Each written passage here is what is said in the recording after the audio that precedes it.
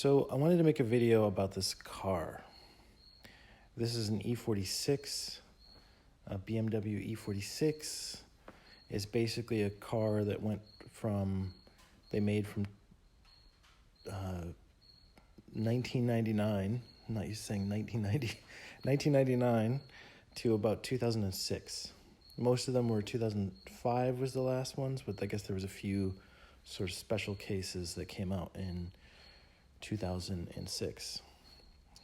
And I reached out to someone for some help on this car, just to get a little bit of knowledge, a YouTuber.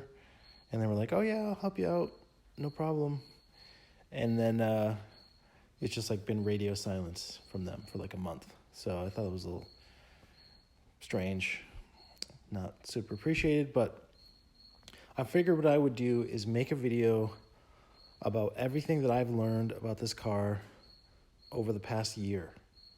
And so if you're considering getting an E46, or maybe this is just interesting to you, this is just my experience of buying this car without any knowledge, really, I haven't really worked on cars before, and going from that to basically doing all of the maintenance work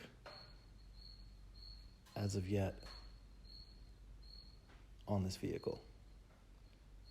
I think somebody might be coming by, but we'll see. So this is kind of like the beginner's guide, I guess, my version of the beginner's guide to this car, to the E46. This is obviously a coupe, but the E46 also came in a four-door. So we'll talk first about the badge numbers. So if you're looking at these cars, you'll see, except for, I'm not going to talk about like special models and things like that. You're not going to really look at those unless you know what you're getting into. But the majority of these cars, their badges are either 325 or 330. And then there's a M model that it's an M3, which we're not going to also talk about that. This is really focused on the non-M versions. M stands for motorsport, and those are like, much closer to race cars. And beautiful cars also. The main difference you'll see in most of the M3 cars is there's side vent there next to the side blinker light. So what do those stand for? Well, you're going to see, if you see a 325, it means that it's a 3 series, and it's a 2.5 liter engine. Also, the 330 is a 3 series with a 3.0 liter engine. Pretty simple naming conventions. If you see a CI, that is a coupe.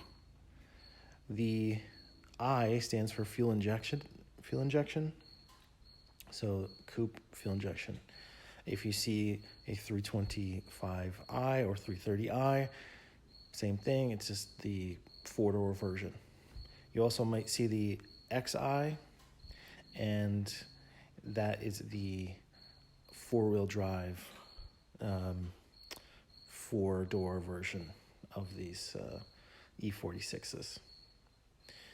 So, we can talk about a ton of different things, but the main reason I purchased this car was I hate going to the car mechanics because I just never knew enough about cars where I was just like completely in their control of like whether something needed to be actually fixed or not, and how much it should cost and all of that, and which was just really like frustrating, right? Because I couldn't tell if they were wrong or they were right.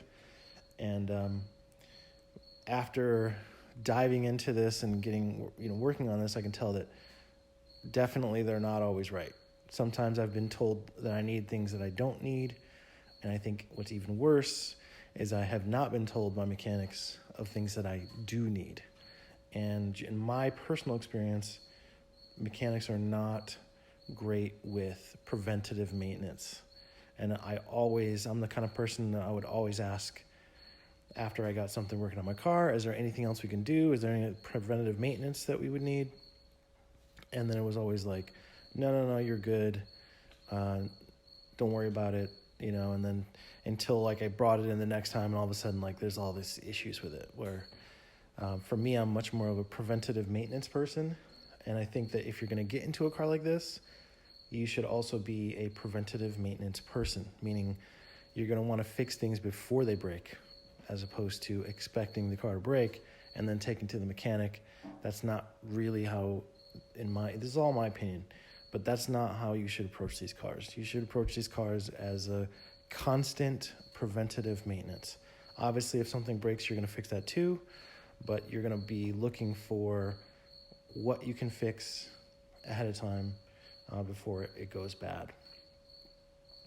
And so after watching, hundreds of hours, if not thousands of hours of YouTube content on several channels, ending in, there's a channel called M539 Restorations, I really decided like, okay, I'm going to go this type of vehicle with the E46. And I'm quite glad that I did. I actually, I was looking for an E90, and then this came up, and ever since I've had this, I've really just fallen in love with the car. But I want to give a realistic expectation of what it's like, at least my experience, what it's been like owning this car. And so this car was in rough shape when I got it. But I couldn't have told you what was wrong with it and what was right with it at the time, because I really just didn't know. But I was willing to take the risk. There was no paperwork with the car in terms of, there was no maintenance records with the vehicle. And that, generally people like to see maintenance records when they buy certain vehicles, because it tells them that the vehicle's been serviced on a regular basis, and by whom. But just because someone has maintenance records doesn't necessarily mean that you have nothing to worry about. In fact, I looked at another one of these cars, and the gentleman was, he believed that his maintenance records added so much value to the car. And I looked at the maintenance records, and it was like he had a window regulator fixed and an issue with the starter. So I was like, yeah, that's great. You have maintenance records, but you haven't really done any maintenance on the car. And these cars require a lot of maintenance. So I suppose if you see a maintenance records and it's like a stack of records, maybe that's a better sign than just like some clean envelope that shows, a few records. So just to keep in mind, I'm building a little app for the purpose of like DIY. I'll get into that later, but another video. But so let's go through the vehicle. So this particular vehicle, you can tell it has some body issues. So there's a little bit of warping here on the rear panel. My guess is that there was probably like a small bump here, like somebody backed into something or something like that, because you can see some scraping here, and you can see a little bit of warping here. So I'm gonna try to get like a kit and see if I can even this out and see how that goes. Part of this is like a fun process for me to learn about how to work on cars. So just keep that in mind for this whole thing. You'll see on these cars headlights, some people will get, there's a different version that has clears on the top. And those are generally more, sought after, I guess. I'm looking actually to do that at some point, is swap those out.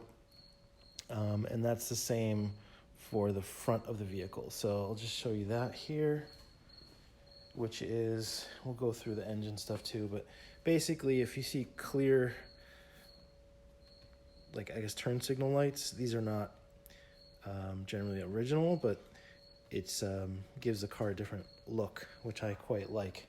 Also, these side lights, these are not OEM. They come like orange as well. These are kind of cool, like where they flash and make a little animation, so I like those quite a bit. I mean, just general stuff on this one, but I don't want to talk so much about this vehicle, but just generally about E46s. So apologize for, when I get too much into the details of this car, but this here is a big issue that you'll see on these cars. So there is supposed to be a stripping here, a weather strip, and then you'll see here, this is sort of crumbled. Also, this is in not great shape. Also, what a lot of people will do is wrap these. A lot of people actually will do like a blackout where they'll use like a black chrome for the trim pieces here.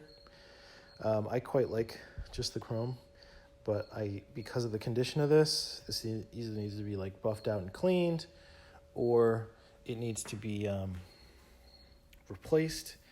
And this is one of the main points I wanted to point out, is that these cost an extreme amount of money, in my opinion, if you're going to buy them new.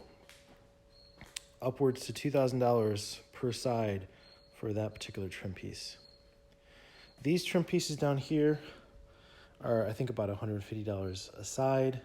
So, not bad compared to this. And the gasket that is basically broken on most of these cars is attached to this. So you can't just replace the gasket, at least from factory, or from BMW. You have to replace the whole thing, which is kind of insane. So you can either do that, or have a solution that I'm playing around with to replace these gaskets, and maybe we'll do an update video of how that shows up. But I've done some testing with it, and it looks really great. I just need some adhesive. So I just purchased some of that, and then I need to basically take this off. The other thing you'll see here is what I've done is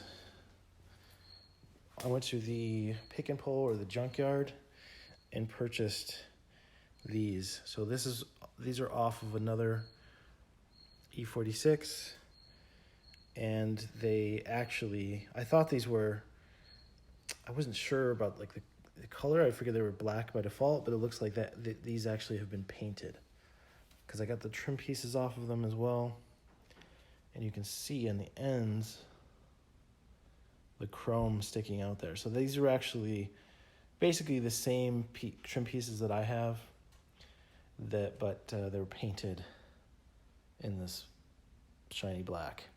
And you also see that the gasket piece that goes above this is missing.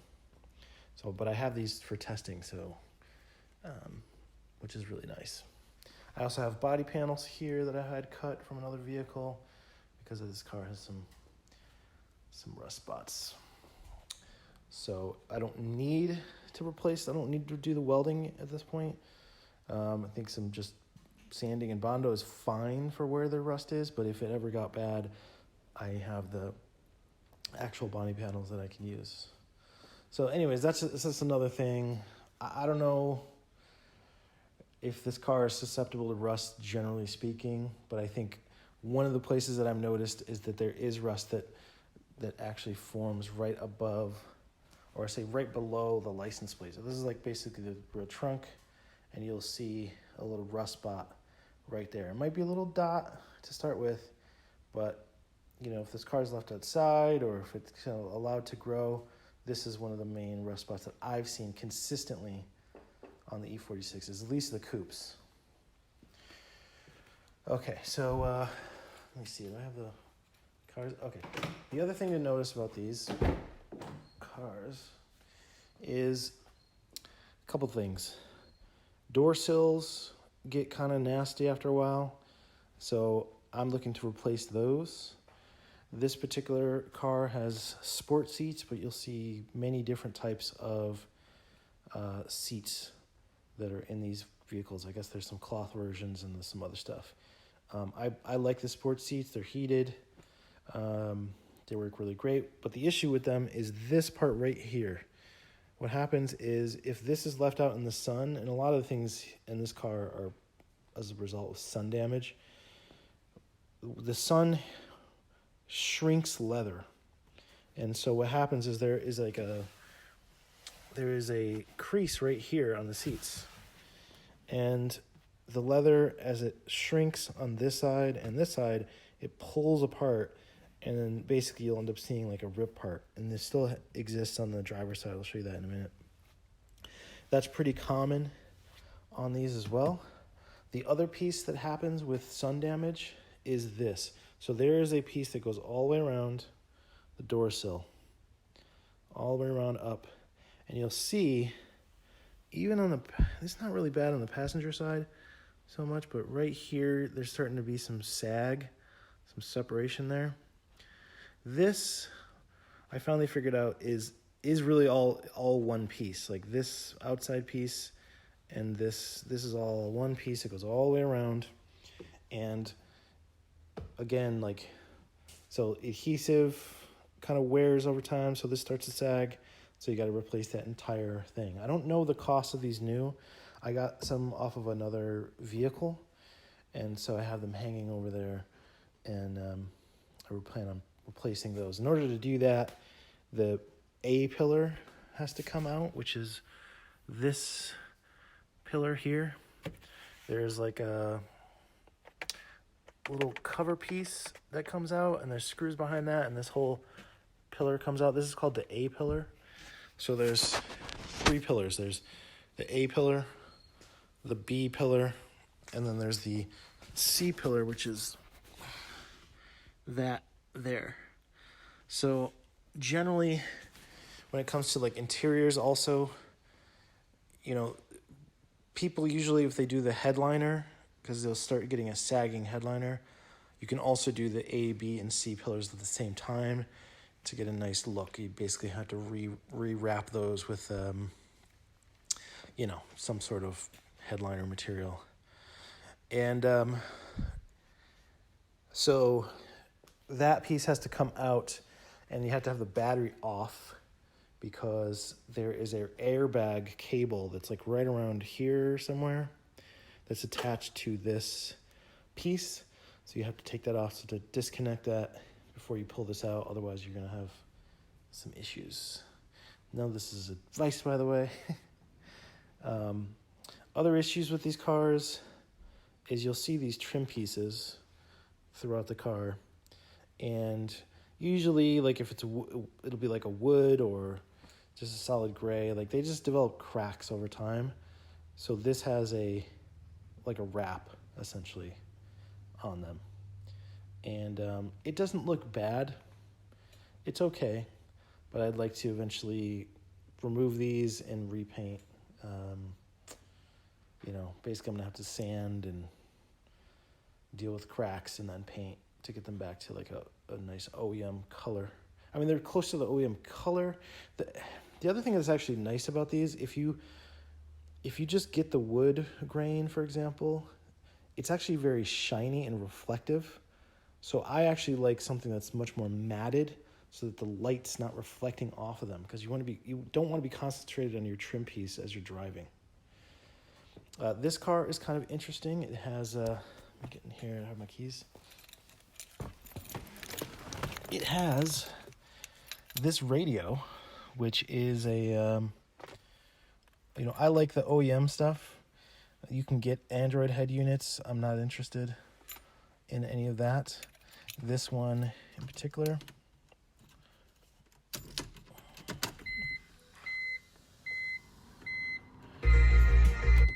Music, okay. So what's interesting is from the side, it almost looks like the screen is like a burn-in or something. And I have a light going on here. Cover the light up. Where's the light? There we go. So actually it's perfect, and it's actually sort of tilted towards the driver's side. So one of the things I did, actually the screen was broken, and I purchased another screen when I purchased after I purchased the vehicle, I ripped out a bunch of this interior. And it's kind of cool. It gives you some information about what's going on in the car. And also it controls in this case, there's a six disc CD changer in the trunk. Controls that. There's also a navigation system. So on our menu, we have GPS navigation. You need a disc for that. From what I've read on forums and things, you do not want to use like a burned disc for that. Now, maybe that's just because people use bad quality discs to burn the versions of the navigation software. I don't know, but generally the idea is like stick to the original discs. I have like an older version. I think it's like a 2000 version of the disc in this car, but it'd be kind of fun to go to the newer versions, but they're not super new. I don't remember the last year, but they actually shared navigation software. I believe there's it's called Nav Tech. So you can get discs that are not they don't say BMW on them. You can actually just get Nav Tech navigation discs, from what I understand, for these. And this car also has a tape player. The version behind it, I don't know if this is the Mark II or Mark III, but the version after this, it's a whole system, the radio, is like a large screen that goes across, and then there's a tape player behind it. You have to hit a eject button or something, and the screen sort of tilts forward to show the tape player in the back. I just quite like this. I like it, just quite a bit. And I'm sticking to that. So also shifter, these often they'll either be leather or similar to like the trim pieces, and if they're trim they kind of get cracks, and if they're leather sometimes the stitching comes off. What I did with this was a leather wrapped, and I did a test where I added a Alcantara around the shift knob, which was a great first test. So this is my first try. You can see it like came out really nice in certain areas. Some areas are not so great, but that was as a result of lack of prep work. So I'm gonna do another one and see how that comes out. I also just swapped this out for a Alcantara version as well. If you do get that, just know that there's a lot of also prep work with this. You know, you have to cut around, and it's not a quick and easy thing. This trim piece is the same as these other trim pieces here. You'll notice on these cars that these will have different buttons depending on what features you have. So like this has heated seats. If you have the upgraded sound system, which this car does not, then you'll have, I think, another button for some sort of audio, and there's some other options there as well. You have your windows in the center of your car, so the window controls are not on the door. You see there's nothing there, and you'll see this sort of, you can see closely that this is a wrap and that it's not done perfectly. This was done before I had the car, so I'm kind of doing one project at a time. What else on the interior? Oh, so I had to repaint all of this. I had to take all this out. I mean, you can get them new also, but I just removed all of these interior pieces all the way down into the coin tray, this tray, and then this whole long piece here as well. Removed all of that, sanded it down, repainted it, because what you'll notice is like any car that hasn't had that done, these will be really gross. They're kind of sticky and nasty. And I have the last piece of it that's over there on the counter, over there somewhere, so I can finish up with that. Maybe I can show you that.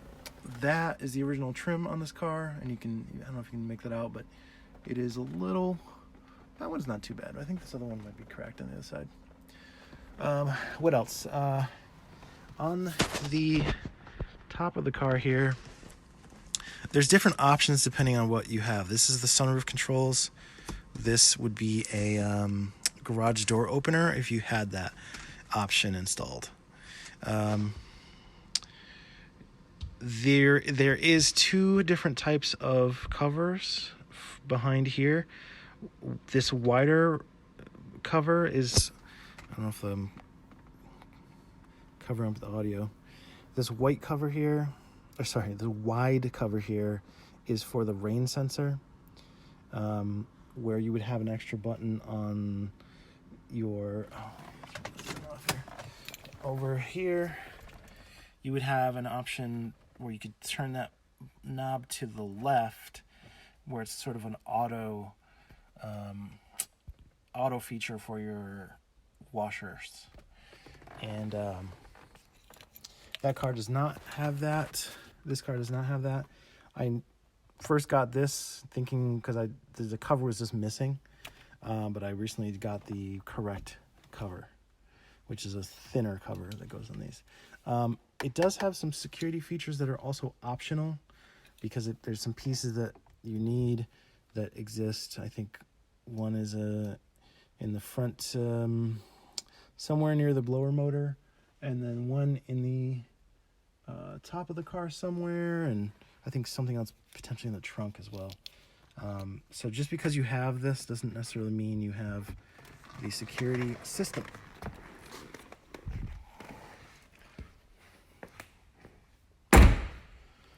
Okay, sun damage, more sun damage. So also this color, you'll see this very sun faded color. You might think that that's what it's supposed to look like. It's not supposed to look like that. That is just from sun damage. So this is coming out also, and is going to get repainted and turned back to black color, because it should match the black interior essentially. Personally, I had to switch. I had some non-OEM speakers, and I had to switch those back to OEM. And what else? I guess we can show you the trunk. First thing is, do not flake out on parts on this car, generally speaking. Like, do not get eBay parts, because you will be replacing them like shortly after. You know, places like ECS Tuning, FCP Euro are pretty good options. And like these I just replaced with these, which are awesome. They're like Stabilis or something. This trunk is a bit of a mess, so let me see if I can just skirt around the mess and show you the thing that I wanted to show you, which is this piece. This is where different things go. So depending on which kind of vehicle, what options you have, you'll have different things in here. Sometimes you'll have nothing in here, just like an empty space. In my case, I have the 6-disc CD changer. Opens here, button press to release the cartridge. I happen to love this because I grew up on CDs, and I like listening to complete albums. And then the GPS software is in there. I'm not going to eject that, but just know that that's what that is. Some of these cars will have like a business CD head unit, which only is a 1 CD option. I mean, that's fine. I think some of them have Bluetooth as well. This car does not. So what I end up doing is I just simply use my phone, and I think you may have seen this thing there, the big cup holder, and there's a holder for the phone. So that's one piece. So I just set the phone in there, put the speaker upwards, and then have the GPS talk to me. I also have an Apple Watch, so I can do directions and navigations that way. So that works really nice for me personally. There are some aftermarket solutions. There is an aftermarket solution called Blue Bus. The only issue that I have with it is that it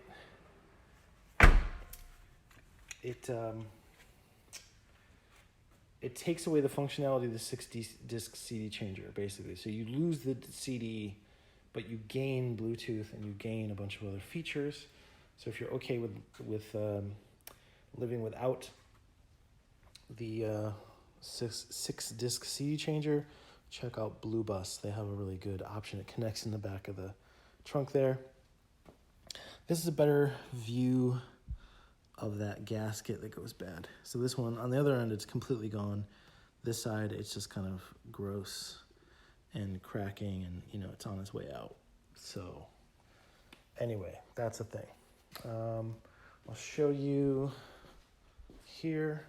Let me turn some lights on. So here's the other trim piece that I have, and here's a gasket that I've been messing around with that I think will work really well, but the issue is that the adhesive that comes with this is just like a little adhesive on the front. That's not enough. The adhesive has to be much stronger and applied to this rear piece as well. So I'll be testing that out. Here's some parts that I just recently take out. This is my last job I did on this car. I usually do something on this car about every 2 weeks. So you're either going to, like, expectation-wise, you should either think that you might buy the car and you may get a good deal on it, and you're happy about the low price, but you should really set aside, if you're going to take this to like a mechanic or BMW place, set aside $10,000 to $20,000 to really resolve any issues if the vehicle is really, even if it's a lower mileage vehicle, just because obviously high mileage vehicles have issues, but because of the age of the vehicle, most of the things that go bad on these cars are gaskets or plastic parts, and those need to be replaced. Bushings, things like that, they're just going to need to be replaced. O-rings and things like that. So it's better to, just expect to spend some money on these cars, if you want them to be in tip-top shape, right? You can do things on your own like I've been doing, but the downside is it's over time, right? So I haven't been able to just kind of throw everything, fix everything at once and then be done with it. It's like I'm doing a project every 2 weeks or so, and so the car's getting like incrementally better and better and better and better and better, but there are issues that could be worse than others, so you have to be really careful about, particularly like issues around the cooling system. So let's just show you some of that. So let's take a look at the engine and tell you what I understand now. So basically, sorry for the light, it's not great. Well, this is what it is. So you have your air box here. There's a filter on the side of this. Should be replaced.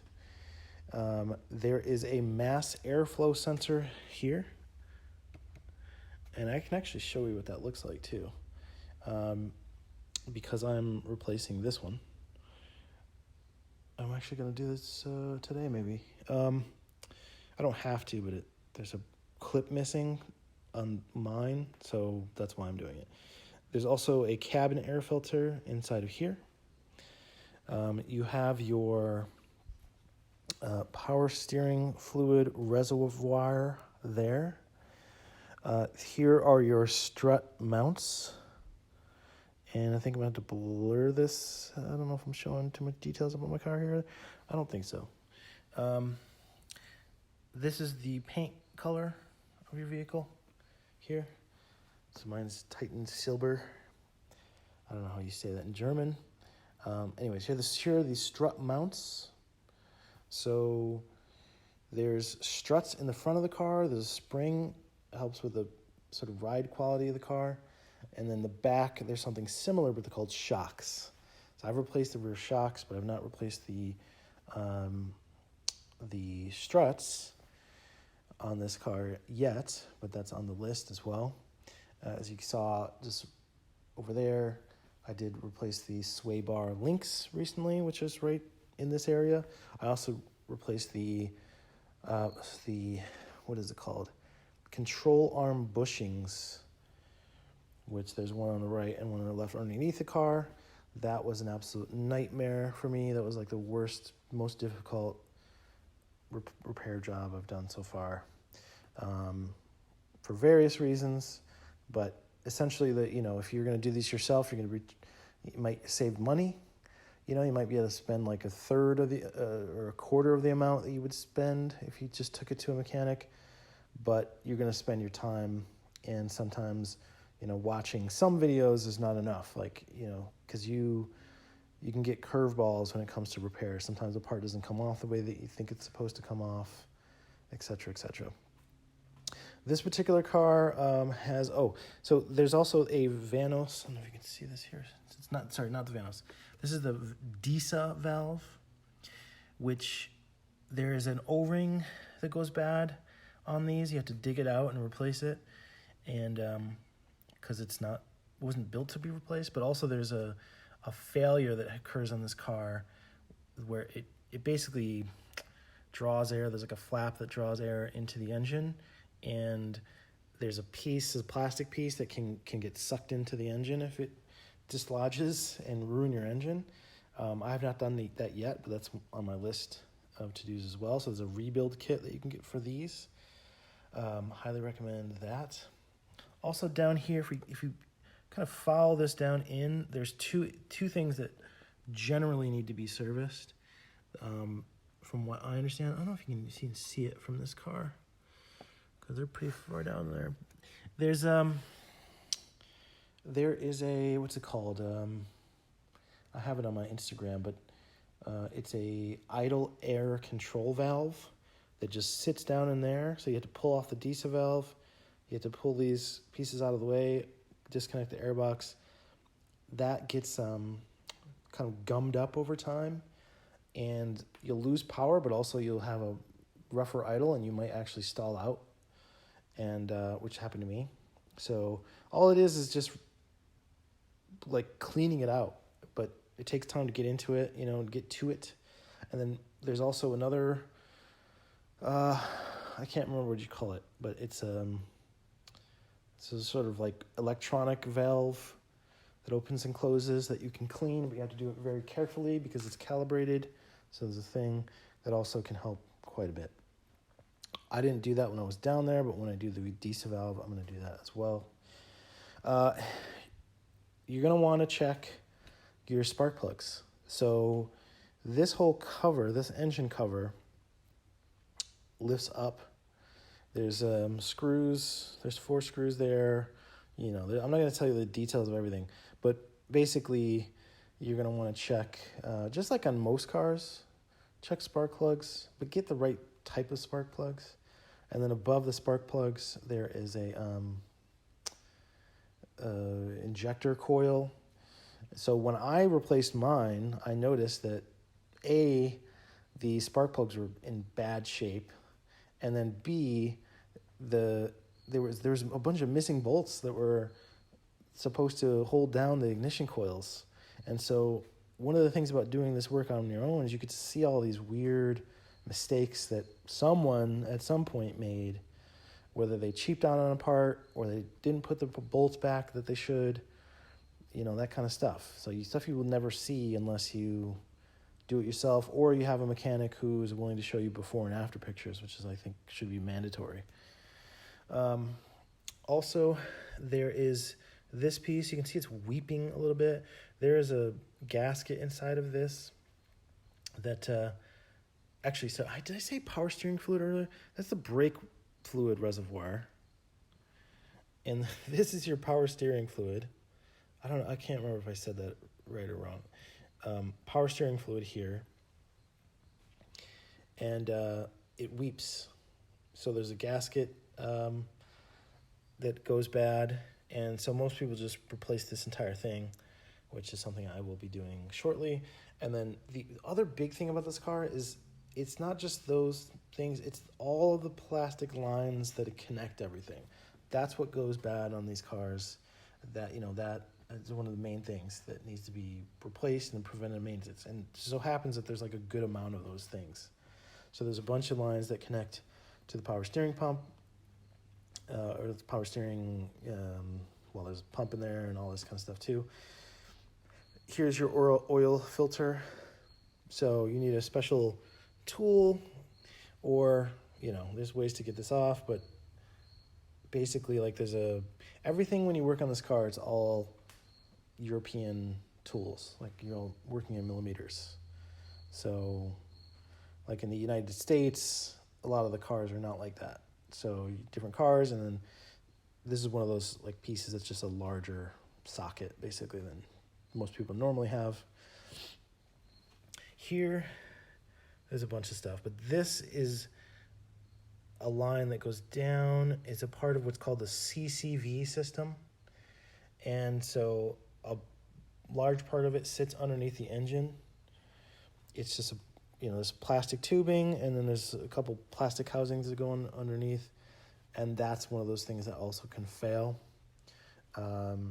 So some people delete that, but from my extensive research, that is not a good idea. The CCV has a specific purpose and should be just replaced. I mean, it's one of those things where you just have to replace it once, basically the lifetime of the car. Like once every 100,000 miles, you replace that whole CCV system. On this side of the car, there is something that this startup system, I don't know if this is involved in an emissions process, but there's a motor here, and then there's a little box. This is another thing that can get clogged up over time, so I'm going to be pulling that off and cleaning it. In order to do that, you have to pull this out of the way. But this can also fail because it's a motor inside. I mean, I guess most things can fail in the cars. If you go down here, I can't remember what this is called.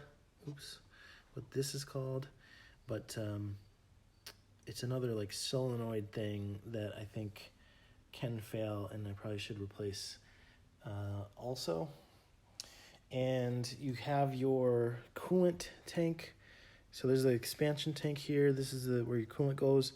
Radiator kind of sits here, and your fan is down here.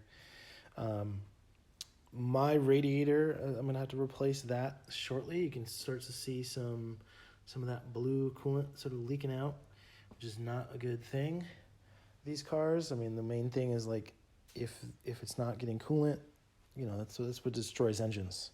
So part of the cooling system, obviously, is the radiator, and there's some pumps underneath, but part of it goes through, the coolant goes through the engine. So there's actually two pipes that go through, and so you have to do a little bit of taking the engine apart to get to those cooling pipes.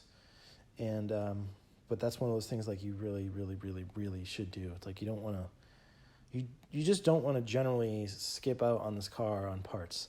What's nice about some of these hoses and things, there is some aftermarket stuff made of silicone, which I guess the idea is that it lasts a lot longer, that it's a lot better.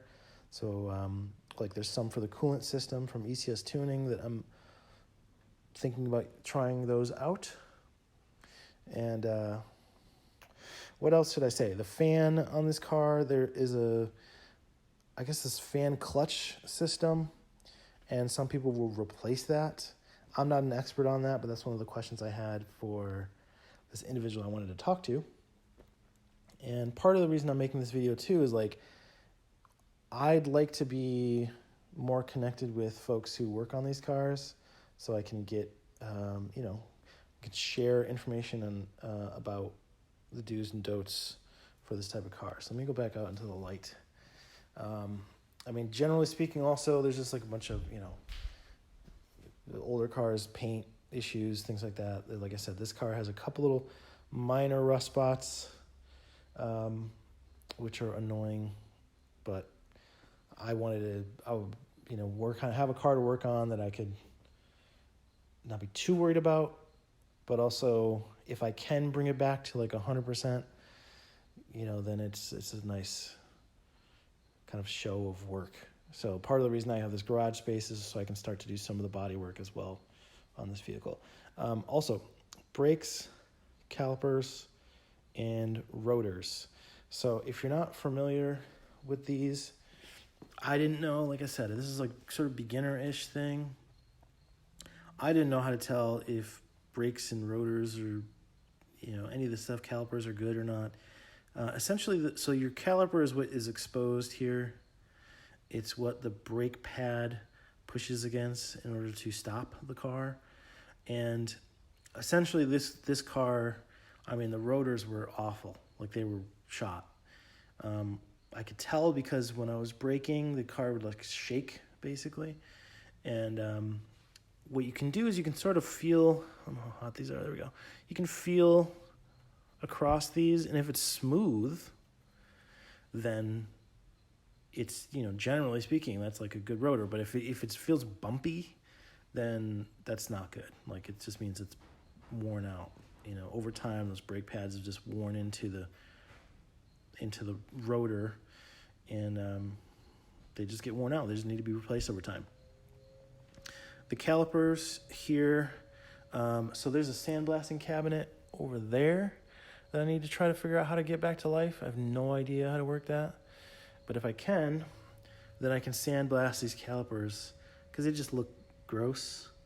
There's also a caliper, like a pin inside of the caliper that pushes out in order to squeeze the brake. And that can get corroded also. So there's a rebuild kit that you can get a new pin. The pin, I say, is like, it's like this size, and it's like a silver little thing. So rotors, calipers, brakes. Also, like, you'll notice, like, these are slotted. I tried these out. This is one option was like slotted, and there's non-slotted brakes in the front.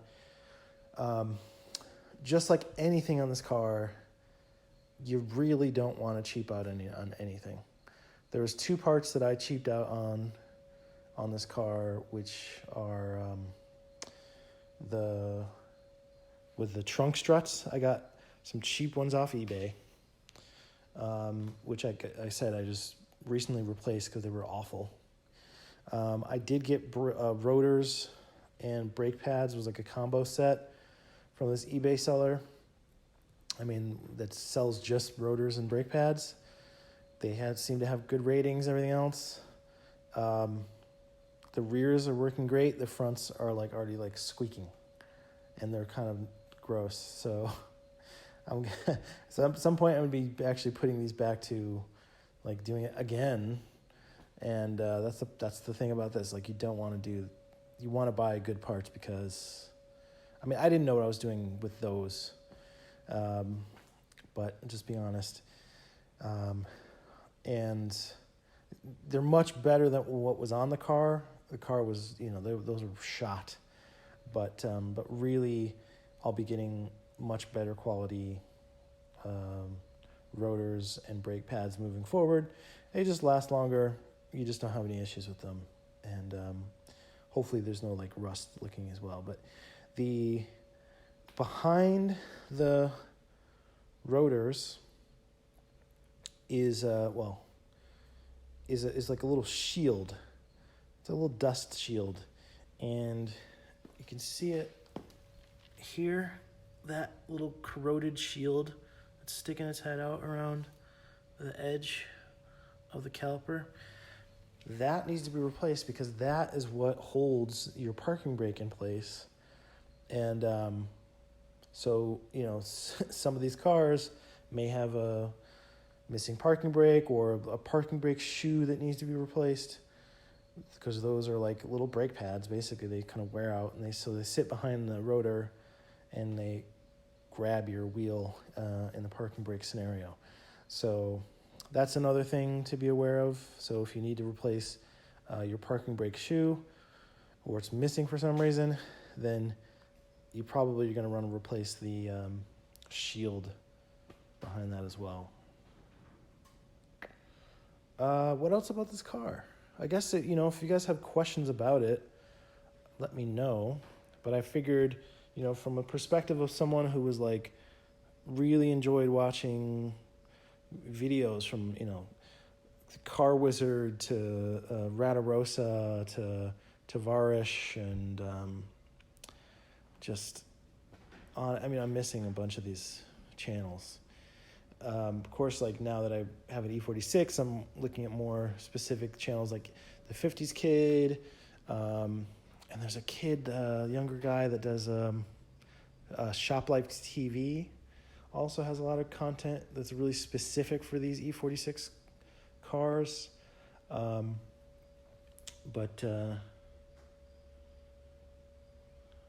you know, my experience with this is that it's the greatest driving experience that I've ever had in a vehicle. Like, period. It's absolutely a joy to drive. But, you know, getting the car in the condition that it was in, this car's never been perfect. And I've yet to, like, experience, like, the fullness, the full potential of this car, simply because of, you know, time and in doing projects slowly over time. I'm considering taking it to BMW just to have them do like their like thorough once over, just to check everything. But we'll see if that happens. What I really am actually considering more than that is I have an opportunity to buy a non-running, it's a four-door, it's a 325i that's, you know, less miles than this and everything else. It's just there's some fuel issue from what I understand. I want to get that car and see if I can get it running. And then I can kind of have an, you know, extra car going back and forth with. And I'd like to do a full engine out. Like I want to pull the engine out of it and go through the entire engine, you know, with it out of the car, which is much easier to, you know, replace gaskets and, you know, to do the CCV and do all sorts of things that the engine can do, and then learn more about doing compression tests and all this kind of stuff. So I'm thinking about doing that. I never made any content about this car. I've posted pictures of it on Instagram of jobs, like sort of before and after jobs that I've done, but I've never like filmed me working on the car and that sort of thing. So I don't know. I'm partly just putting this out there to see if people are interested in that as well. And, you know, maybe kind of get that perspective of someone who was not a mechanic. I know like M539 Restorations was also not a mechanic. He was also a tech person. You know, I was doing software development when I purchased this car. So, you know, I'm sort of always been sort of nerdy. Currently making a video game and doing stuff like that. So, you know, it's possible to work on these cars. It's just, you know, use OEM or OEM-like parts. Always do research on parts. Don't ever get cheap parts. Be very careful. I mean, eBay is not like a bad place because there's very legitimate companies who are selling their same products on eBay. So it really just depends on like if you're getting it from the right seller and you're getting the right product. And just like it is from any other website, really, you know. So, but I've been steering towards more of, like I said, ECS tuning. That's kind of been my go-to lately. But I hear good things about FCP Euro, and I think Bimmer World and maybe some others are pretty good.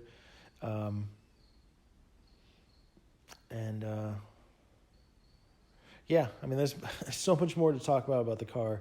I mean, I didn't show you underneath, but that's something I could potentially do where I could show you like what to look for, and from what I've learned so far, like one of the things that I actually have ordered is the fuel filter, which sits on towards the driver's side of the vehicle. And there's, I think, 4 hoses that connect to that. But there's also supposed to be a shield that's above that, and my shield is missing. So, you know, just another part of the learning process with these cars. So I think we're coming up about an hour of chatting about this. But I thought it would be interesting. It's a great car, but I guess the last thing I'll say is the reason that BMW particularly in the United States. I don't know if this sentiment is worldwide, but BMWs get a bad rap in the United States, particularly. When you say you have a BMW or you show someone you have a BMW, a lot of times you'll get these like really snarky comments, and they'll have these little like, oh, you know what BMW stands for? Like I don't know, like big money waste or something like that, or like they'll just have a bunch of like little taglines that they'll say. But I'll explain to you the reason why people have this bad reputation about BMWs. So when you buy a BMW new, I'm not going to talk about like the new cars that are coming out versus the sort of classic BMWs. I consider like the E46 and I don't know, I'm not going to get into that, but the reason that generally speaking they have a bad rap is people buy them new, right? And they're in great condition and they have some sort of warranty. They get serviced by the dealership. Hopefully they're doing their job correctly and the car's great. But after a certain amount of years, these cars depreciate. Most luxury vehicles depreciate quite heavily at some point. And so at that point, when the depreciation is heavy and people can buy these cars for much less money, then people buy them for much less money. They're really excited about the fact that they can have this luxury car, but they underestimate the amount of money that needs to be put into this car, even if you're doing this stuff yourself. Because like I said, it's time plus money plus time if you're doing it yourself too. They underestimate it, and they basically can't afford it, or they choose not to, choose to spend their money elsewhere. And these cars become neglected, and they start to break down and have major issues. And it's not the car's fault. It's the fact that people are not maintaining these cars correctly, and they expect these cars to be like a Honda or something, or other some American car, where they're used to just kind of like driving things until something breaks. Like I said, it's not that way with this car. So, and then when things do break, they get them fixed, but they don't get them fixed with somebody who knows how to really work on these cars, because just because you have a mechanic doesn't mean that they're a BMW mechanic. Just because some of these things are just different. It just depends on your mechanic. Sometimes you have a really great mechanic. Sometimes, you get what you get. So get them serviced, and then the parts that they put in to fix the issues are not good quality parts. So they kind of fix the issue for maybe a little bit, but then not really, or create some other issues. And then so down the road, and the spiral continues, and then eventually, like, people are just like sick of these cars, and and it gets a real bad reputation. But, if you're someone who has the time and the means, and you have to be really honest with yourself about that, because you could think you can afford a car like this, and really, just because you can afford the asking price doesn't mean you can afford to maintain it.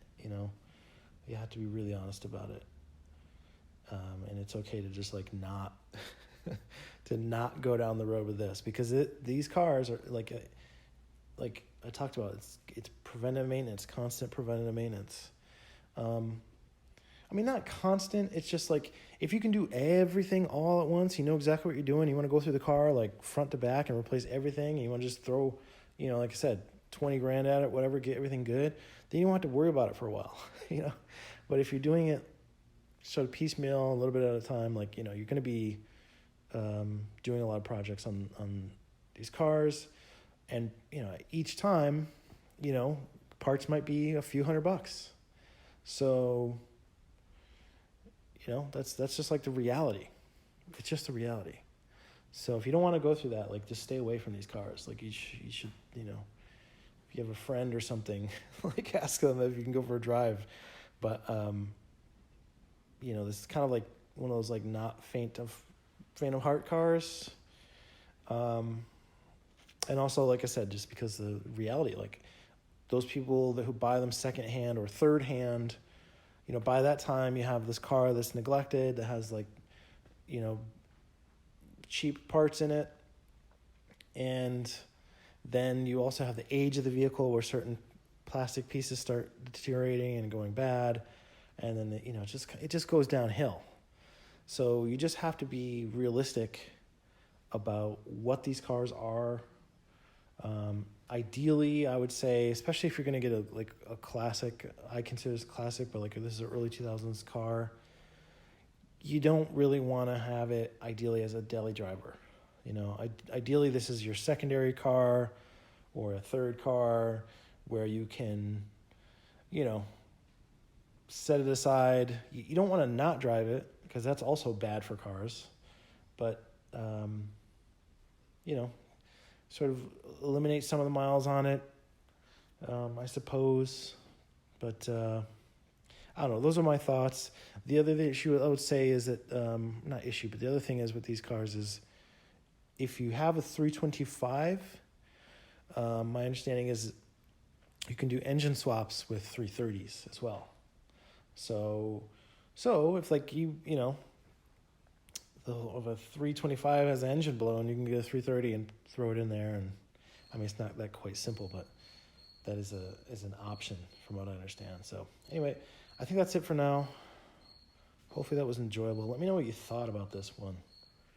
Very different from the videos that I've done before, but hopefully this kind of gets you a beginning understanding of the E46. It's a beautiful car. I'm really grateful for channels like the M539 Restorations because I think that he's like saving a lot of these cars. There's a lot of people who are like now kind of realizing what these cars are and what they take to maintain, and they can be saved because they're just phenomenal vehicles when they're in working condition. So that's it.